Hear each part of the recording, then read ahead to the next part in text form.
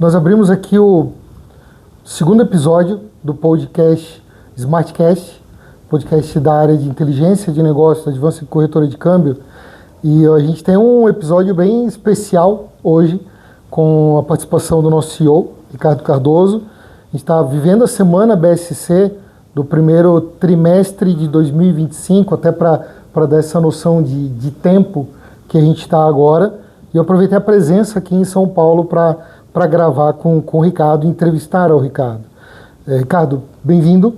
Obrigado por ter aceito o nosso convite. É uma honra ter você conosco. Prazer estar com vocês, um prazer poder contribuir. Que legal. Amigo, Ricardo, vamos lá.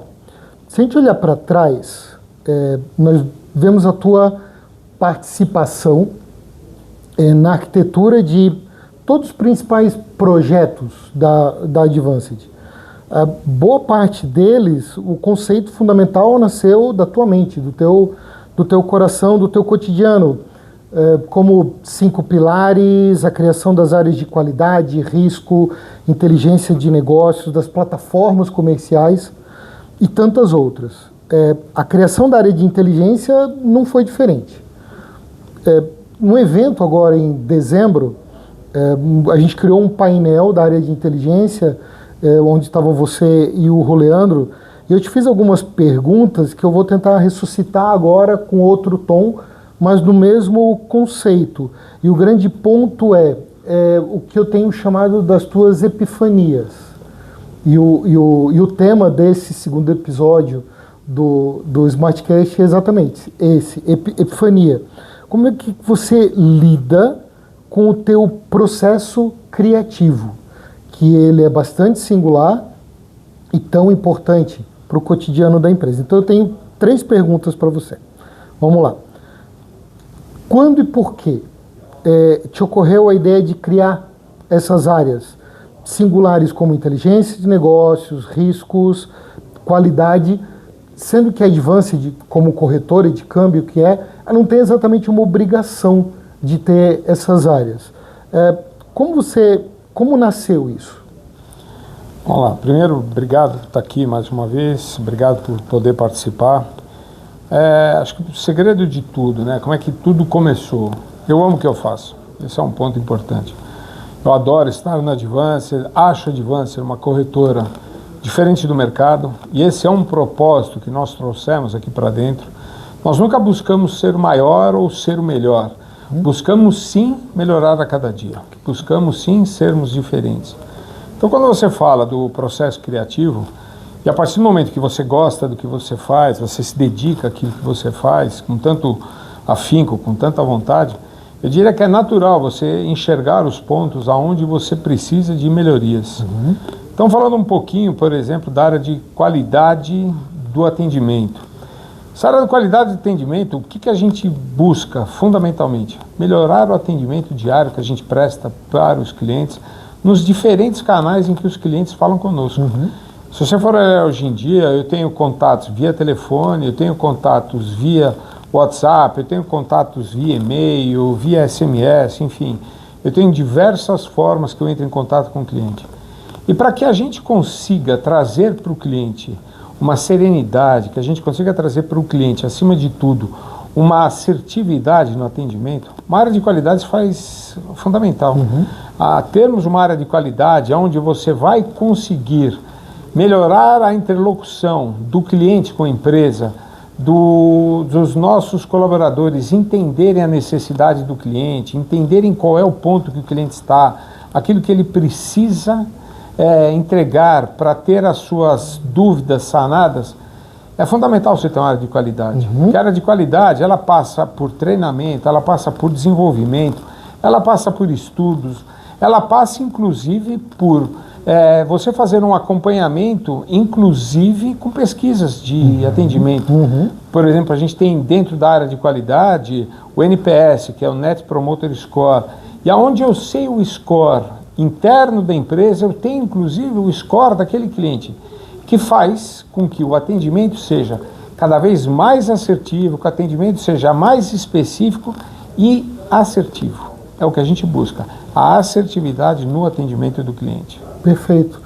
Posso imaginar então que o que você procurou na construção dessas áreas novas diferentes seja algo que não tinha, preencher espaços vazios que poderiam ser ocupados e ampliados pela corretora. Se você for olhar como começou essa área, até uma curiosidade, né? A ideia de criar essa área foi um dia eu passando no corredor pela mesa de operações e eu vi um operador conversando com um cliente.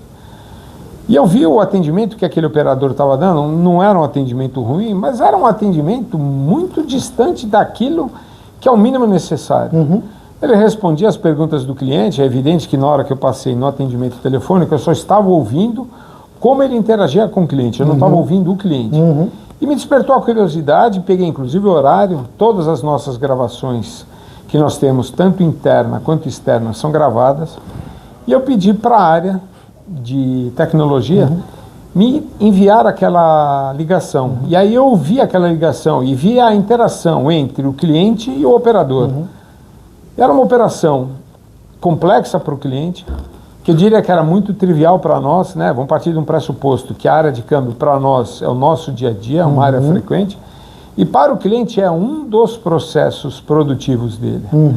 E aí eu comecei a perceber que aquilo que o nosso operador estava respondendo era muito frio, era um atendimento, vamos dizer assim, distante. E aí aquilo me trouxe um incômodo muito grande, porque eu uso muito a ferramenta da transposição.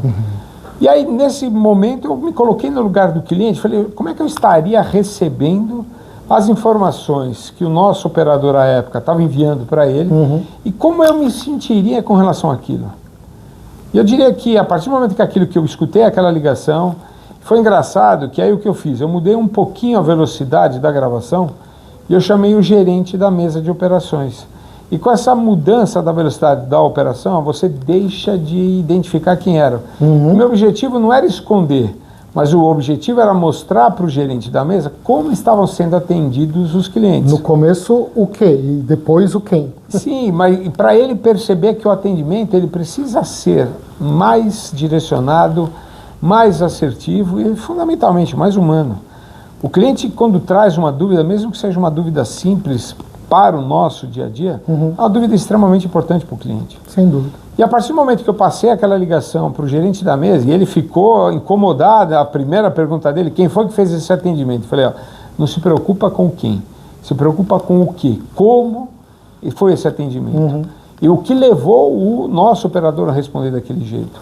E aí eu identifiquei ali uma oportunidade grande de desenvolvermos uma área de qualidade. Trouxemos uma pessoa extremamente experiente nesse sentido de atendimento, de treinamento de qualidade. Eu diria que a partir da identificação e da necessidade, a fluidez com que a área tomou a empresa, e aí hoje em dia, se for olhar, eu comecei ouvindo uma ligação, hoje em dia nós temos 12 áreas sendo abrangidas pela área de qualidade, mostrou a necessidade de sermos cada vez mais assertivos na hora de falar com o cliente. Legal. Nem estava no contexto das minhas perguntas, mas ouvindo você agora, me ocorre, quando você pressupõe a criação de uma área nova, como aconteceu com qualidade, imediatamente você já associou alguém, e naquele momento a Sônia. A mesma coisa aconteceu com a área de riscos, você já identificou a importância do que seria uma área mapeando riscos na companhia e identificou a identidade de uma profissional que poderia cobrir aquele vazio também. Sem dúvida. E uma coisa que a empresa gosta muito de fazer, né? A gente não só exige, nós também damos a oportunidade do profissional se desenvolver.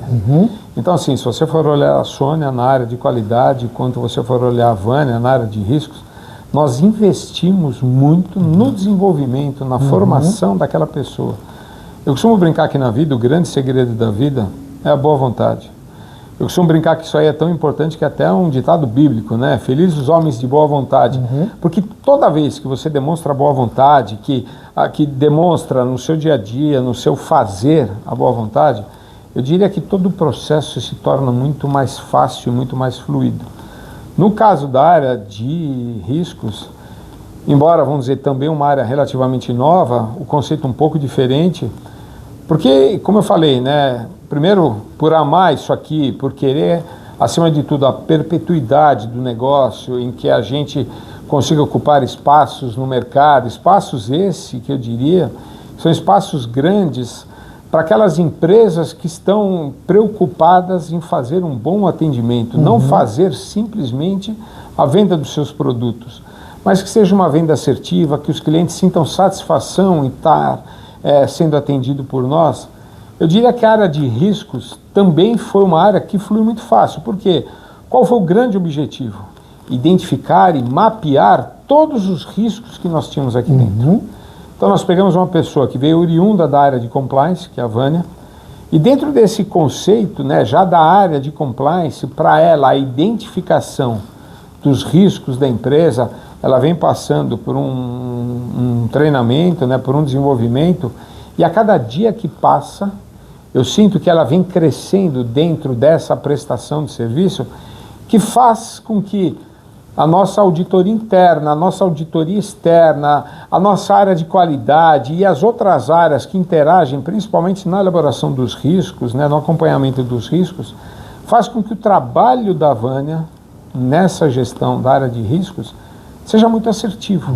Ele seja muito fácil, de fácil compreensão, de fácil aceitação, e hoje eu diria que é quase que uma regra. Aquilo que é sim, ou sim é muito fácil de ser adotado.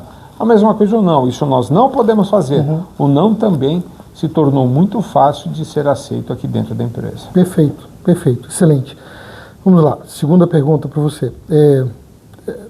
A gente nota que epifanias são eventos que costumam produzir efeitos longos, que perduram muito tempo, principalmente porque ideias produzem mais ideias. Você criou uma área de qualidade e isso desdobra em novos acontecimentos. Você criou uma área de risco, uma área de inteligência de negócios e isso vai se desdobrando em novos acontecimentos. Então eu te pergunto, qual a tua expectativa para o futuro?